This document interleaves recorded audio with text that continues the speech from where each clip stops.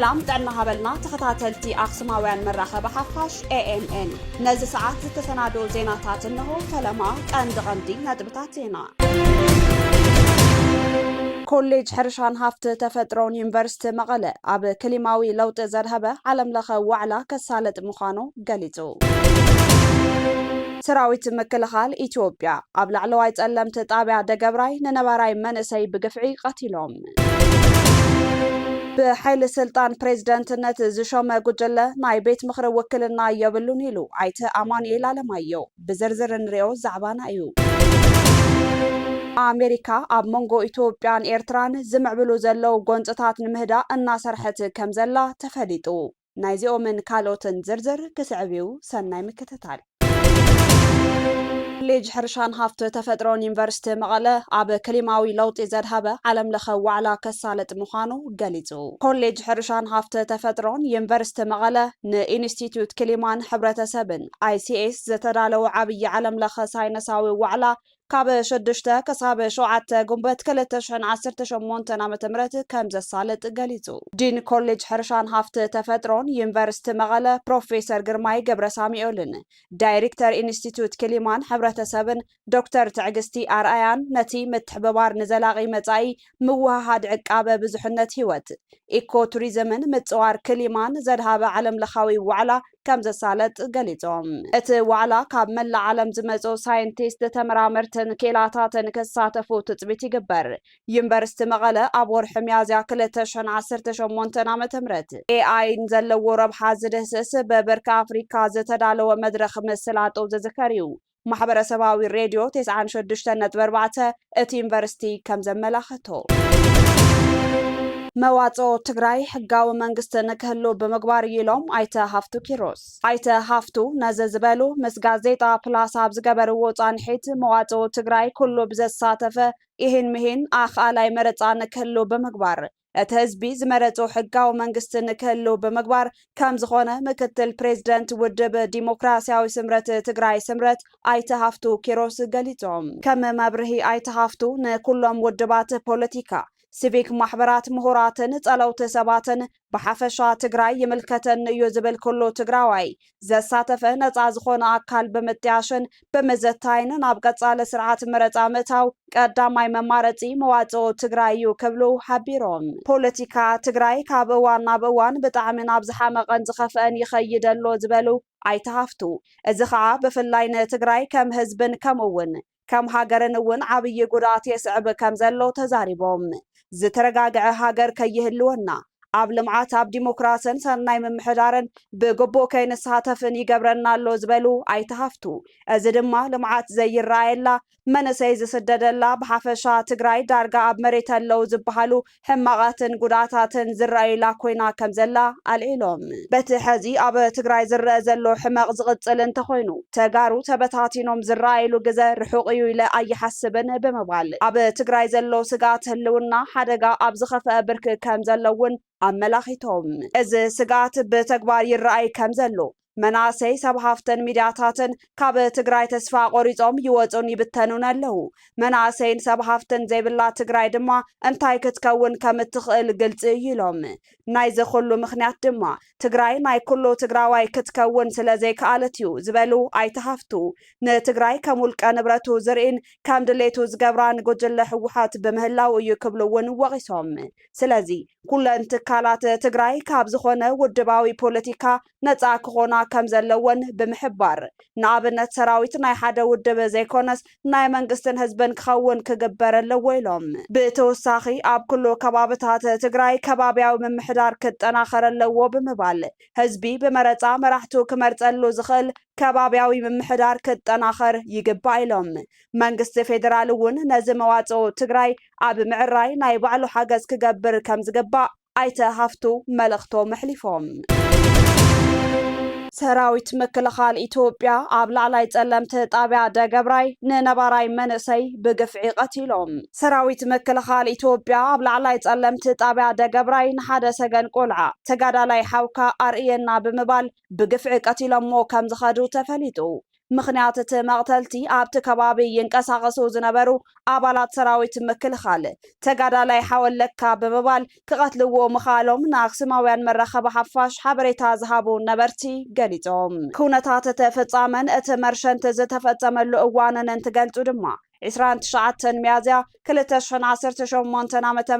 ንግሆ ካብ ዝደቀሰሉ ገዛ አልዒሎም ንዓናይ ሓውካ ዝድቅሰሉ ገዛ አርኤና ኢሎም ናብ አንፈት ቤተ ክርስቲያን ኮብኪቦም ብበትርና ቀጥቀጡ ድሕሪ ምውሳድ ምስ ወደቀ ብጥይት ረሽኖሞ ምኻዶም ገሊጾም እቲ ፍጻመ ኣዶን ኣቦን እናርአዩ ኣብ ቅድሚ ዓይኖም ነቲ መርሸንት መፈጻሞም ድማ ኣስካሕካሕ ይገብሮ ክብሉ ሓቢሮም ዕሸል ልዑል ኣታላይ ሃደራ ብትግራዋይነቱ ምኽንያት ገፍዒ ካብ ዝበጽሖ ወለዶ ትግራይ ሓደ ምዃኑ ነቲ ፍጻመ ዝገለጹ ነበርቲ እቲ ከባቢ ሓቢሮም ቅድሚ 2 ወርሒ ብተመሳሳሊ ንሓደ መንእሰይ ብበትሪ ቀጥቂጦም ድሕሪ መደርባይ ብጥይት ቀቲሎሞ ምኻዶም ኣዘኻኺሮም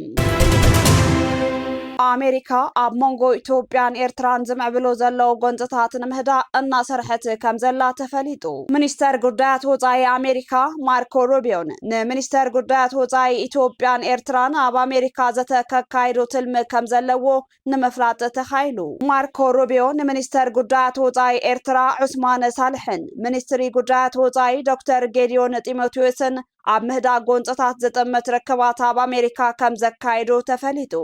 ኣሜሪካ ንሃገረ ኤርትራ ተነቢሮምላ ዝነበሩ እገዳታት ብምልዓል ክልትያዊ ዲፕሎማሲያዊ ርክባት ንምምዕባል ከም ዝሰርሓ ዝተገለጸ ኮይኑ ምስ ኢትዮጵያ ብተመሳሳሊ ኣብ ዞባ ቀርና ኣፍሪካ ማእኸል ስሕበት ሰላም ምዃና ጉዳያት ወፃኢ ኣሜሪካ ገሊጹ ኣሎ ነዚ ተኸቲሉ 3 ጉንበት 2018 ዓ.ም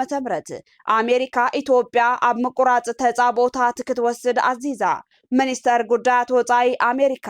ማርኮ ሩቢዮን ሚኒስተር ጉዳያት ወፃኢ ኢትዮጵያ ዶክተር ጌዲዮን ጢሞቴዎስን ኣብ ክልትያዊ ምምዕባል ምቁራጽ ተጻቦ ዘቴን ኣሜሪካን ኢትዮጵያን ኣብ ዘባዊ ድሕንነት ጻዕርታት ምቁራጽ ግጭት ምስፍሕፋሕ ቁጠባዊ መተሓባባር ዕዙዝ ስራሕቲ ክግበር ዘቴን ብመሰረት ጸብጻብ ሚኒስትሪ ጉዳያት ወፃኢ ኣሜሪካ ሚኒስተር ሩቢዮ ኢትዮጵያ ኣብ መላ ምብራቕ ኣፍሪካ ንዝፍጠሩ ግጭታት ንምፍታሕን ኣገዳሲ ተራ ከም ዘለዋ ኣስሚሮምሉ እቲ ኣኼባ ብተወሳኺ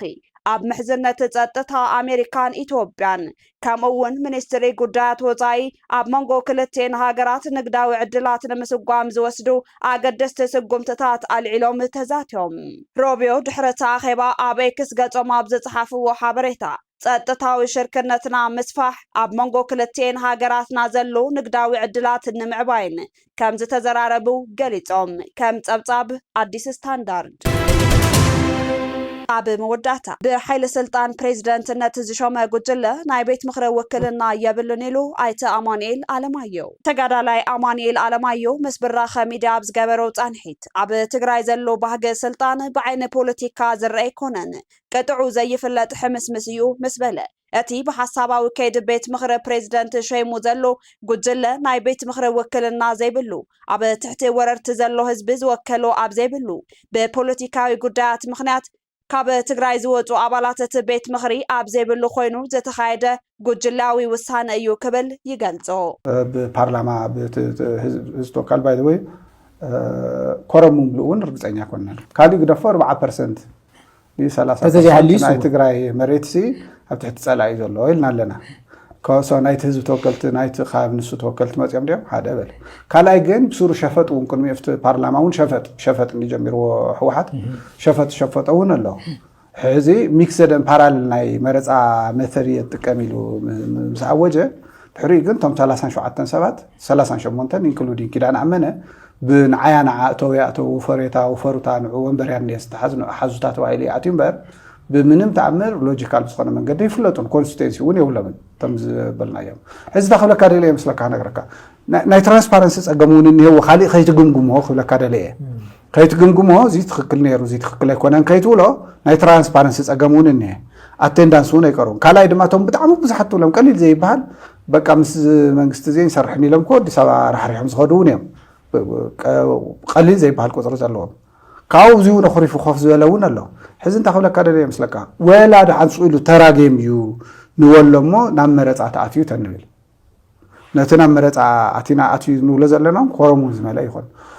ولا ده حنش كل نجار يكون نبل كل نجار يخون نبل لا برلمانون عدمونيو زعمصونيو ولا 50 مليون نبل مليون ولا نبل كورمون مليون ولا نبل اوكي من كويني تاكيو منغستي نصا هاجر منغست تግራይ ኮይኑ ዲታኪው መሰረታው ሕቶስ እዩ አካል ኢትዮጵያ ኮይኑ ዲታኪው ሓንቲ ክልል ኮይኑ ዲታኪው ትዝወሰነ ውሳነ ታይቱሉ እንታይ ተጋዳላይ አማኑኤል ቀጽሉ አበ ትግራይ ብጻውዒት ተአከብት ዝተሸመ ፕሬዝዳንት ናይ ሃገር ድዩ ናይ ክልል ፕሬዝዳንት ዝብል ሕቶ ከመለስ አይኽእልን ድማ ይብል ፕሬዝዳንት ክልላዊ መንግስት ትግራይ እንተ ኮይኑ አፍልጦ ዝህቦ ሃገራዊ መንግስት ክህልዎ ስለ ዝግባእ ነቲ መስፈርቲ አየማለን ናይ ሃገር ፕሬዝዳንት እንተ ዝበሃልውን 40 ሚታዊት ህዝቢ ትግራይ ወካል ዘይብሉ ቀዲሙ ሃገረ ትግራይ ዝብል አፍልጦ ሃገርነት ዘይሓዘ ነቲ ቤት ምኽሪ ዝወከለ ጉጅለ ከምውን ፕሬዝዳንት ኢሉ ዝሾመ ለለ 10 ዓመት ዘቁፀረ እዩ ክትብል ይስማዕ ቀጽሉ ድማ መንግስታዊ ቅዲ ዘይተኸተለ ስርዓታዊ አካይዳ ዘይብሉ ናይ ሽሞት ምጽዳቅ ደብዳቤ እውን ተራእይዎ እዩ እቲ ሽመት ፕሬዝዳንትነት ይብል ጎንጹ ዝፍለጥ ኮይኑ አው ጉዳይ ትዛረብ ተትኸውን ነርካ ተንኸውን ነርና ርኢኻ ክሊርሊ ቶም ዘጓንጹን ቶም ዘተዓርቁን ክንፈልጦም ነርና ኢና ተረዳህና ስትራክቸር እንተዝኸውን አምነት ዲክታተር ዘለዎ ጎንጸብ ዘለዎ ክሊርሊ ስትራክቸር ዝተቀመጠ ክልተ ትፈልጦም ኢኻ ንኣብነት ናይ ሱዳን ንውሰድ ናይ ሱዳን መንግስታዊ ማሕበር ኣሎ ዘይ መንግስታዊ ማሕበር ኣሎ እቲ መንግስታዊ ማሕበር ክሌም ዝገብሮ ኣሎ እቲ ዘይ መንግስታዊ ማሕበር ክሌም ዝገብሮ ኣሎ ሕዚ ክልቲኦም ክተውግዕ ተለኻ ኣብ መንግስትነት እንታይ የባኣሶም ከም ዘሎ ግልጽ እዩ እቲ ዘይ መንግስታዊ ማሕበር መንግስቲ ክኸውን ይደሊ ኣሎ ወላ ናይ ደገ መንግስቲ እውን ኣጣይሾ ኣሎ ግን ናይ ሱዳን ኣነ ሉዓላዊ መንግስቲ እየ ኢሉ ግን ክሌም ኣይገበረን ወላ ሓደ ኣብ ሃገር ደረጃ ዘሎ እንትኾነ ኣብ ናይ ትግራይ መፂና ግን መሰረታዊ ሕቶታት ኢና ዘየልዕልና ሃገር ኮይና ኣይኮነን ሃገር ኮይና ኣይኮነን ክሌም ንገብር ዘለና ክልል ኮይና እንተ ኮይኑ እንደገና ክልል ተኾንካ ካልኦት ሃገር ትባሃለለ ኣብ ልዕሊኻ ማለት እዩ ምሳእ ዘለካ ዝምድናው ዲፋይን ይገበርካን ስለዚ ከምዚ ዝበለ ሕምስምስ አብ መወዳእታ አብ ትግራይ ዘሎ ህረፍ ስልጣን ነተን ብሰንኪ ኩናት ደቀን ዝሳና እንውታት ፍትሕን ካሕሳን ዘየረጋግጽ ዳግማይ ብድምፂ ጥይት ክድንግጻ ዝሰኣንኦን ደቀን ኣሕዋተንን ክዝክራ ዝገብር ባህጊ ህዝቢ ዘየግህድ አካይዳ እዩ ክብል ነቲ አብ ትግራይ ንፕሬዝደንትነት ነጺጉ ፕሬዝደንት ሾመ ጉጊ አካይዳ ጉጅላዊ ቤት ምኽሪ ነጺጉ ተጋዳላይ አማኑኤል አለማየሁ ጀነራል ታደሰ ሲ ታብ ዛ ደጀን ቤት ጽሕፈቱ መጽኡ እንታይ ክገብር እዩ ታ ደብዳቤ ኣድረስ ተገይራትሉ ተትብል ኣይርደን እንታይ ክገብር ኢኻ ደሊኻዮ ይፍንቅለካ ኣለኹሞ ንዓ ብፍቃድካ ተፈንቀለለይ ድዩ ማለት ተራእዩ እውን ስለ ዘይፈልጥ እየ ወይ ዝኾነ መንግስትስ ነቲ ዝፈንቀሎ መንግስቲ ወይ ነቲ ድሕሪኡ ዝተክኦ መንግስቲ ባይረካ ኣለኹ ኢሉ ካብ ወንበሩ ምስ ደፎስ ደብዳቤ ሂውስ ንዓሞ ደልየካ ኣለኹ ክፈፅመለይ ክበሃል ሰሚዕ ይፈልጥን ሓደ ብጣዕሚ ኢንተረስቲንግ ነገር ኣብ ክልዓል ዝኒኦ ነገር እንታይ ምስለካ ክንፈ ንኣብና ፕሪቶሪያ ስምምዕነት ፓርላማ ዝባይቶ ኣፅዲቕዎ እዩ ሶ ካብተን ናይ ፕሪቶሪያ ስምምዕነት ኣፅዲቑ ጥራሕ እንተይኮነ ዝከታተል ዝደራደር ሓይሊ እውን ሸይሙ እዩ እቲ ናይ ሕዚ ናይ ቀደም እቲ ናይ ቀደም እውት ናይ ቀደም ከምኡ ገይሩ እዩ እዚ ናይ ፕሪቶሪያ ስምምዕነት እንተፅድቆ እንተሎ ብኻልእ ባህላን ዋዕለ ፍሪሶ ኣሎ ማለት እዩ ምንም ሕቶ ይብሉ እዚ ተመሊሱ ሲ ሪክሌም ዝገብሮ ዘሎ ፓወር ተስልጣን ካብ ዝኾነ ንዋዕሉ ዲዞልቭ ዝገበረ ዝኾነ መንግስቲ ዝኾነ ፓርላማ ብኻልእ መረፃ እዩ እንደገና ኮንስቲቱሽን ዝገብሮ እምበር ባዕልሱ ተጋቢያ ነይረ ከፍርሶ ሰይነበረኒ ኢሉ ወይ ድማ ዓይኑ ብጨው ሕፅብ ኣቢሉ ናብ ኣደባባይ መፅኡ ተመሊሱ ኣለኹ ክብል ኣይኽእልን ካብ ኣኽሱማውያን መራኸቢ ሓፋሽ ናይዚ ሰዓት ዜናታት ክትከታተሉ ፀኒሕኩም ንምክትታልኩም ነመስገን ምስ ዝተረፉ መደባትና ሰናይ ግዜ